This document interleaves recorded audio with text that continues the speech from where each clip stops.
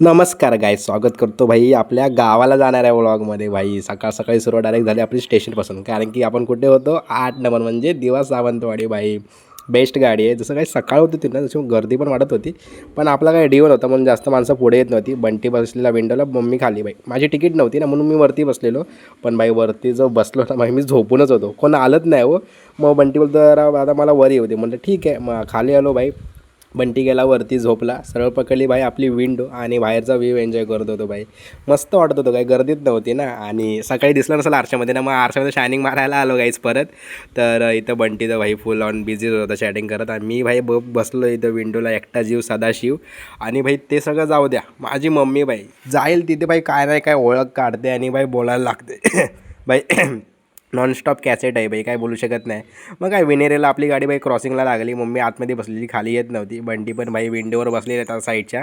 नंतर मम्मी कंटाळून शेवटी खाली आलीच. फर्स्ट टाईम गाईज मम्मी खाली आली आहे, एवढ्या मी बघतोय प्रवासामध्ये कधीच खाली नाही यायची, ती फर्स्ट टाईम खाली आली गाईज. नंतर मी झोपलेलो आणि परत उतरलो बाई, चिपळून मस्त तोंड वगैरे धुतलं गाईज, कारण की आपल्याला करायचा होता नाश्ता जो आपण बनवून आणलेला घरून. मग काय मम्मीने काढलं भाई. मी 2 चपात्या खाल्ल्या आणि भाई घेतली लस्सी. भाई प्याला लय गरम होत होतं, काय लस्सी पीत एन्जॉय करत परत वर गेलो काही झोपायला. मला परत झोपतो आणि सरळ भाई उतरलो मी नाही रत्नागिरीला, कारण रत्नागिरीला भाई आपली खूप ओळख आहे भाई. 1500चं मला आठवतं, आपल्या पोरांसोबतचं झालेलं आहेच. खूप मोठा किस्सा आहे रत्नागिरीचा.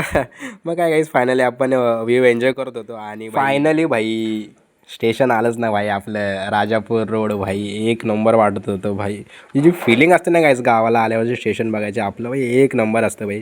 फायनली गाईज उतरलो भाई, लय लेट झालेली गाडी, 5:40 आम्ही उतरलो गाईज शेवटी. आणि गर्दी पण बघा गाईज, बरीच माणसे उतरतात आपल्या राजापूरला, आणि बोचका पण भरपूर होता मेल्यांना, काय सांगू तुमका गाईज. आणि भाई घेतला आपल्या डोक्यावर एक, आणि मम्मीने पण घेतला, आणि पुढं बंटी तर 3-3 घेऊन जात होता. फायनली भाई रिक्षामध्ये सगळं ॲडजस्ट वगैरे केलेला कसा आणि बसलेला तिथं. ह्यांची पण भाई जुगलबंदी, अरे नीट बस नीट. मी की काय चाललं आहे ह्यांचं भेंडी, काय करू शकत नाही आपण. मग काय फायनली भाईच घरी आलो भाई. आणि जो घरी आल्याचा क्षण असतो ना गाईस, एक नंबर वाटते भाई, एक नंबर.